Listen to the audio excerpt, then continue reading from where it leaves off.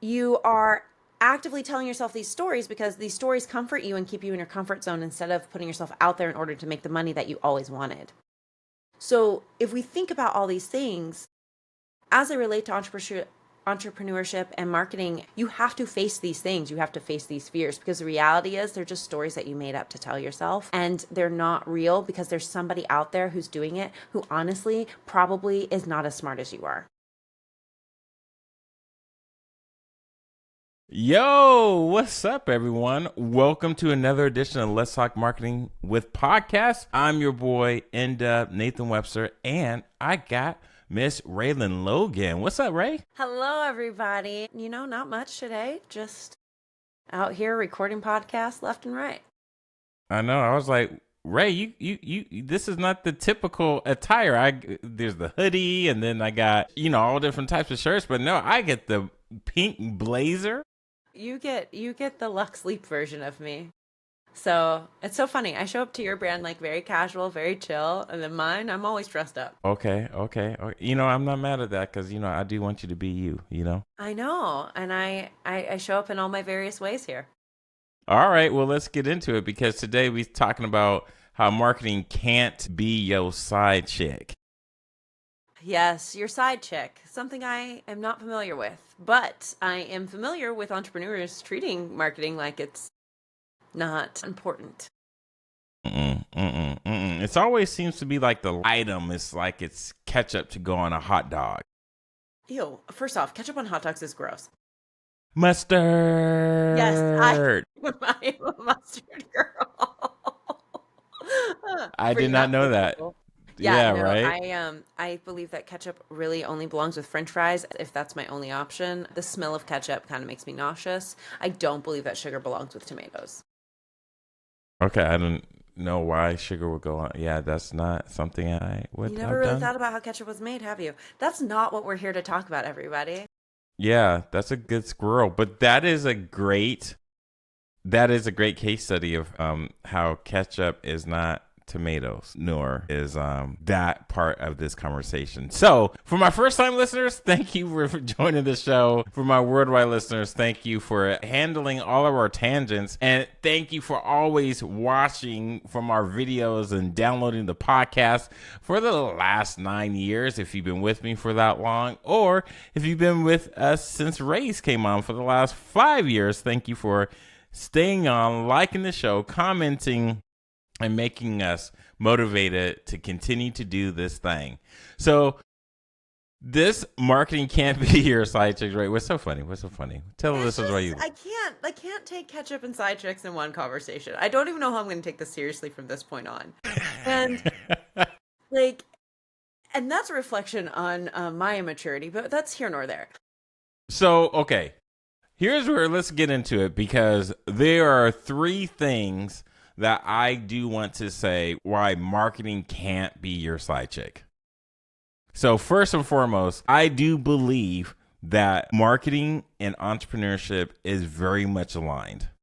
The number two, if you don't have your ideal client customer avatar defined, you won't be in business for very long and you're going to lose. And if you're not being adaptable, just like an entrepreneur and a marketing, let's be very specific with a marketing designer, then you're going to have some problems because you're going to not realize that you're going to fail more than you succeed. It boils down to, do you want to work harder or do you want to work smarter? And, when you first start out as an entrepreneur, you're trying all the things and you're very reactive. I was actually speaking about this yesterday. Look at me. I can get back into the flow of things, everybody. So if you can imagine Eisenhower's matrix in your brain right here, right now, and for those of you who don't know, there's 4 quadrants. In the upper quadrant, it's things that are urgent and need to be done immediately.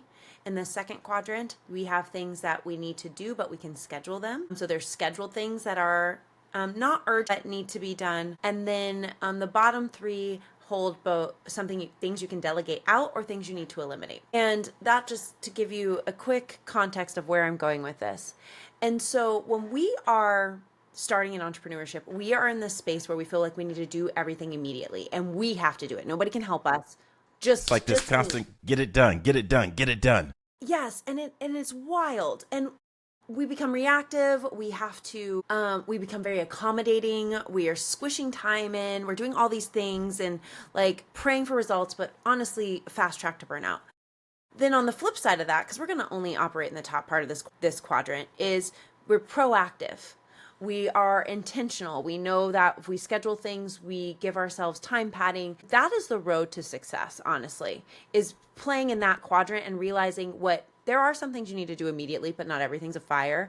And then we need to delegate things, and some things we need to get the hell out of here. And so we're looking at that and we're being very intentional as entrepreneurs. Like, as a more mature entrepreneur who can operate in quadrant two. And marketing also needs to operate in quadrant two, because what happens is if you treat it like you just started entrepreneurship, which is a hot mess, and it has to be because you have to learn.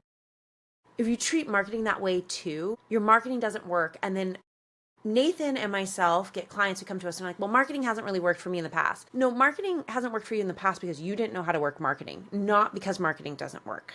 Okay, go ahead. Yep. You might need to re-listen to that. Not to call you out for those that are like, not to say that you're not smart, or not to say that you not intelligent, you don't have a good business model. Go ahead, Ray. I jumped in. Sorry, go ahead. No, like you're right. This has nothing to do with anybody's intelligence. And if you said that to yourself, I need you to challenge that, and I need you to ask a question instead of making a declaration. Like, what about my Yes. marketing is not working? It has nothing to do with you as a human being. It has everything to do with the fact that you haven't learned something new yet, and or you need to delegate it. You need Oh to my delegate gosh. it. Please. Please. Delegate it to someone who wants to see you win, not to someone who wants to make a profit off of you. Amen. So this is where I was saying how marketing and entrepreneurship is married. I think people believe they can be both, and you can't. You do have to delegate it. It's a beast. Like marketing is a beast. You need to, we were talking when you said the three things that we're going to chat about of like knowing who your ideal audience is. So many people want to be everything to everyone. Mm. But if you're everything to everyone, you're nothing to no one. And so when we can get really fine tuned and dialed in on like who that target audience is, then we can test that. And we can test that through marketing to see what is it that they want. Because really, when we're looking at marketing, we have our ideal audience, and that is beautiful, and that's what marketers really focus on. And then we have your brand, which is essentially at the start you. And so we have to find where those two places overlap, because if we're not operating where they overlap, you're talking to a world that doesn't care that you're talking. Hmm. Whereas we just want the ones where they merge. And that's where brand is going to come take a big place. Recently, somebody told me when I was working with them, she's like, I think you're different because you asked me more questions about me and not my target audience. I was like, well, I can determine your target audience by understanding you. But that took a while for me to get to that point. A big thing with entrepreneurs is, and I made this joke yesterday, and it's not really a joke, is we don't really understand ourselves yet when we're first Mm. starting. And I was saying the more money I spend on coaching, the more money I'm just paying for somebody to tell me that I'm the problem and how to fix me.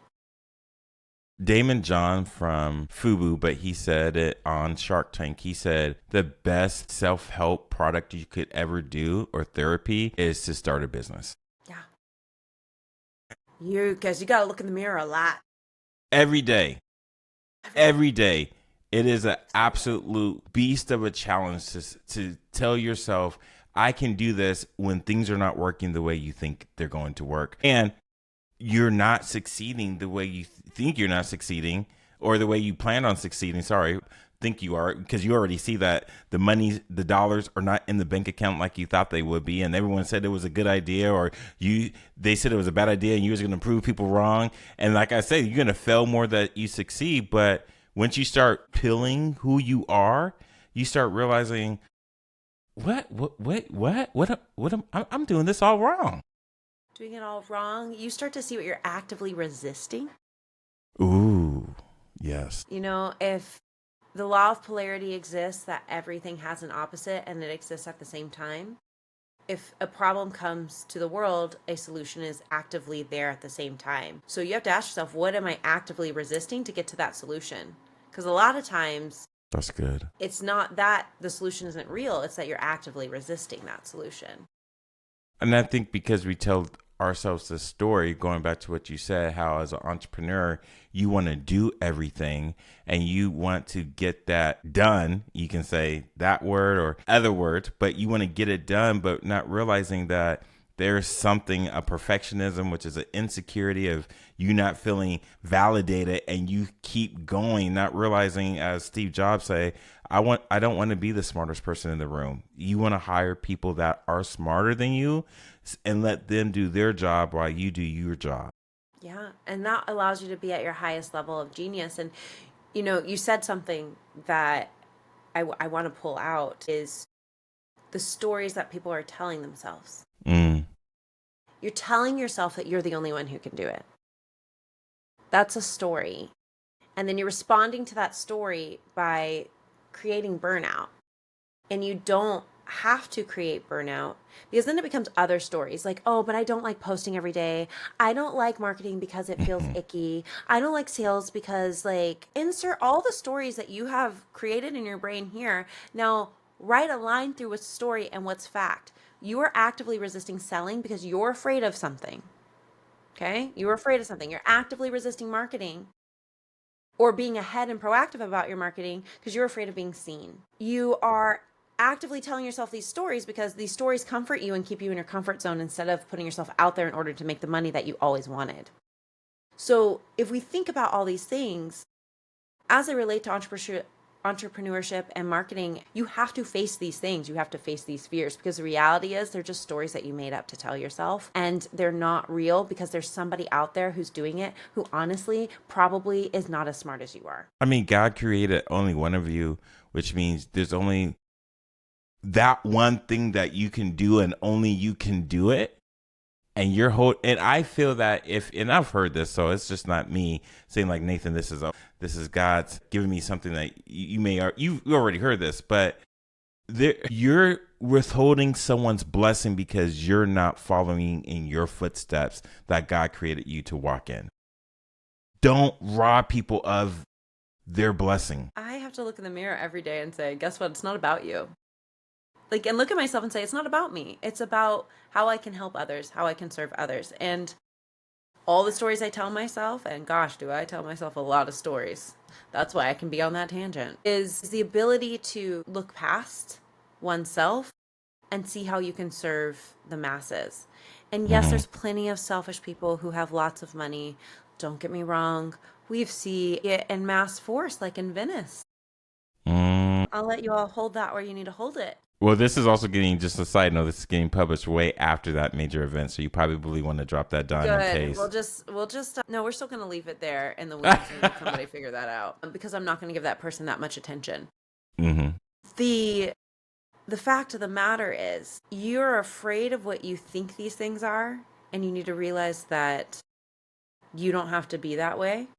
You were called to do this for a reason, and it's because you can do it differently.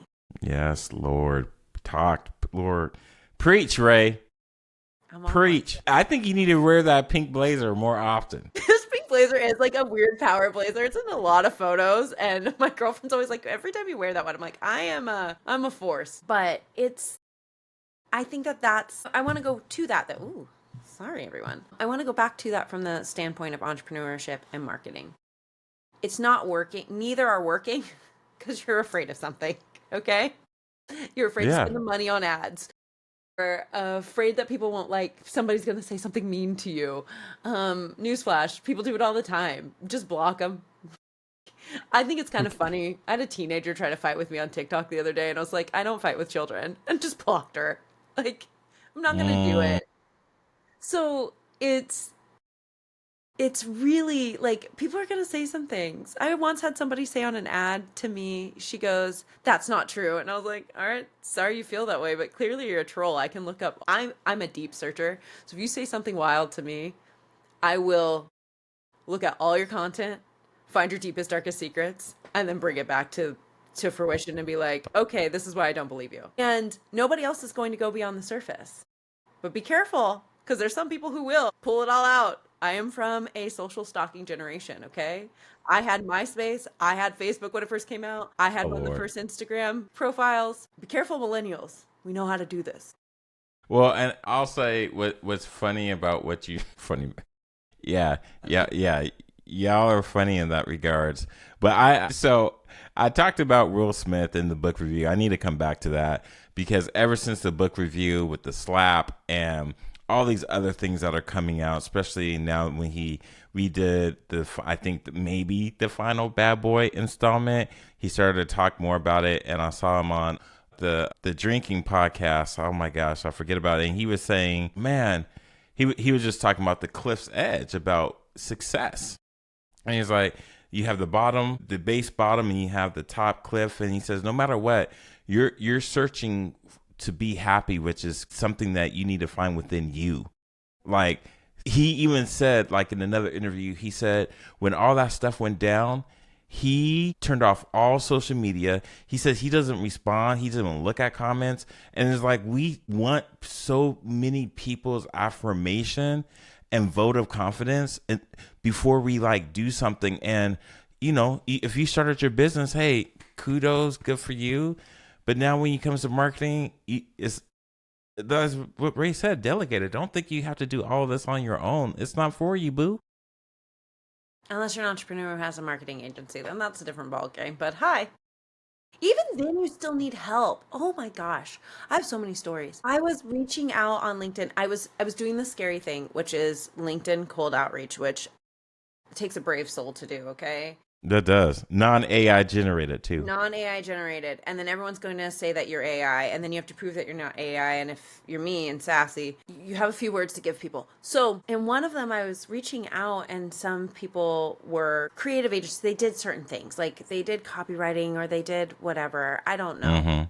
Mm-hmm. And it only happened to me 3 times. And one person is actually like kind of big on the internet. Mm. That person told me that I was AI, and I went back and I said, no, these are all the things I would fix. But like, who does that on a first interaction? That's weird. Like, that was my response, was like, these are all the things I'd fix about your website. And this neat. He came back and he was like, oh, yeah, I wish you would have said that the first time. I was like, nobody would say that the first time because that's really rude. Mm. Then the next person happened to have a marketing agency, and a girlfriend of mine had just posted something that was like so beautiful. But this person was like, I don't need your help because this is what I do. And my girlfriend had posted, who also has a web design agency, and she was like, you need other experts in your field because you still can't see what you can't see. Like, you can't Mm. read the label on the inside of the champagne bottle. That's me. I'm pretty sure she said pickle. So in that, I was like, hey, actually, I just had a friend talk about this. We do need each other. And like, this was just the first way for me to outreach, but happy to send you her post so you can find a way, because I think we're all here to support each other. And I could tell you in that moment that some of those people who got very triggered by that are people who do everything themselves. And so I'm not really worried about it. I actually laughed it off. But I say this to say, we don't become marketing and brand agency owners just because we think we can do it. We do it because we learn from somebody else. And then we continue learning, and then somebody learns from us. But that doesn't mean that we can't all be here to help each other, because a lot of times I have found like brand agency owners aren't very good at marketing. Like, or honestly, we're not. We're No, either I really good at suck making at. things pretty, or we're really Yeah, good at strategy. yeah. But the execution, don't ask us to execute. We're not good at it. Mm-mm. It's. I'm not gonna lie. It's painful for me to execute it. I think execution is boring. Yes. I mean, It's repetitive. right, and that's the whole thing. And this is why I say to y'all, like, marketing isn't sales and branding isn't sales. They're completely different, but yes, they are interwoven. So Ray, so when you talk about in this power blazer, I think it might be required for you to wear it every time now from this point Oh on. my goodness. Oh, I'm gonna have to go dry cleaning way too much.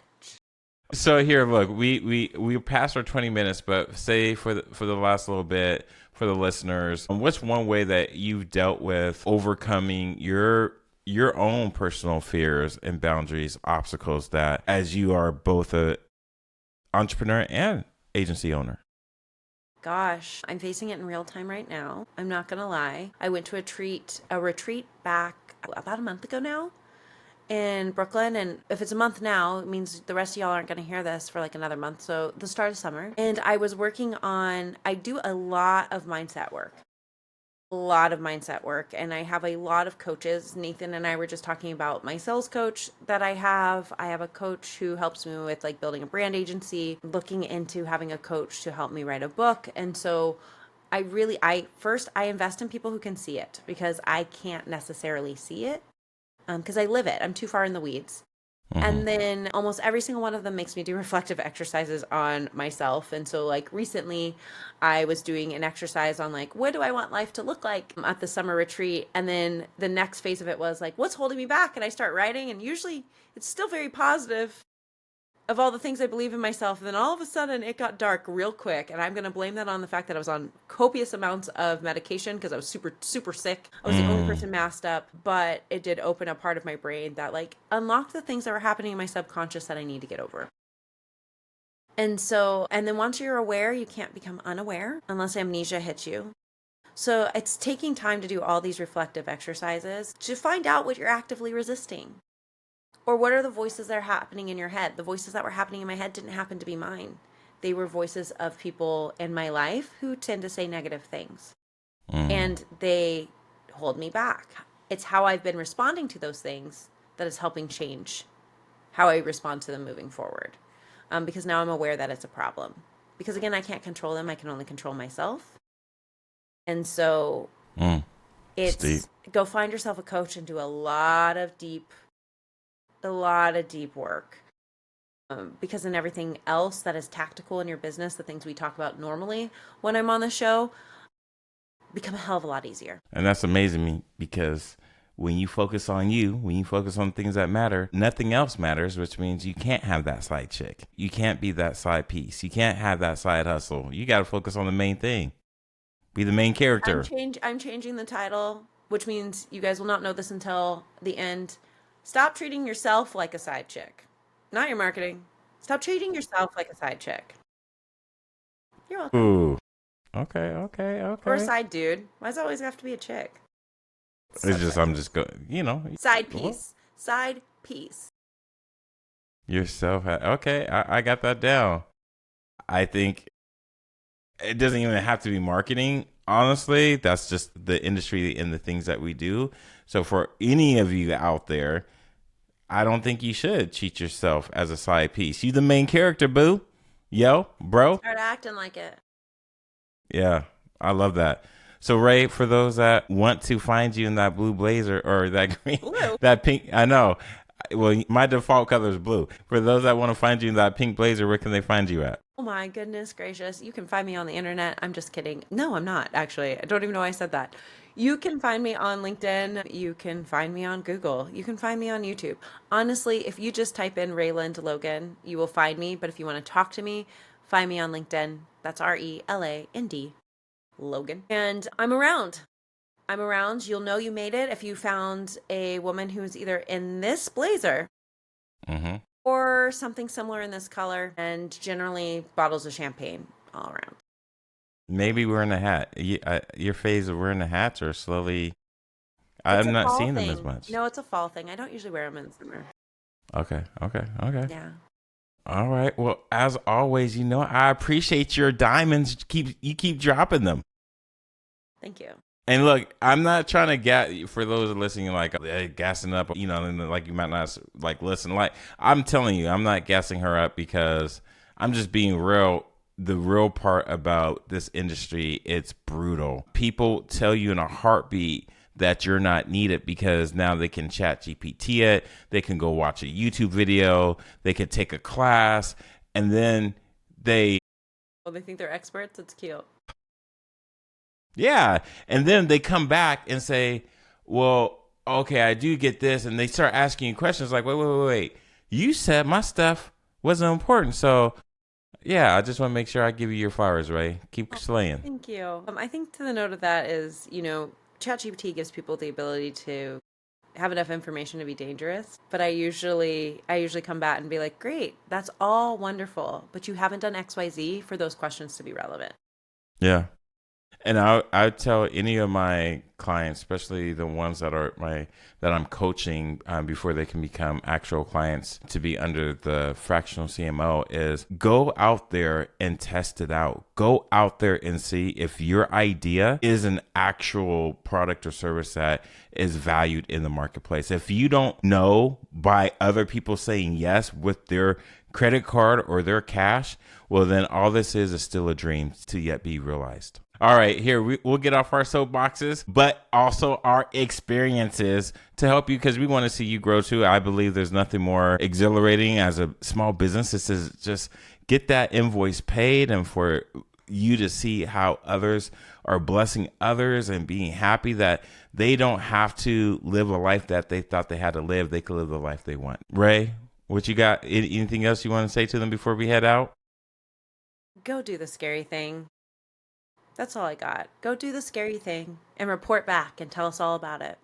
Yeah, we want to hear from you. I know this is something too that you might be maybe shy, you might be scared, but put it in the comments. If you're on YouTube, put it on the channel, put it on LinkedIn. You don't even have to put on our stuff. Put on your stuff. And if you don't want to say, hey, we encourage you to do so, it's okay. We don't need the credit, but just go do it. Just don't be scared to fail, because that failure is going to create a lot of success.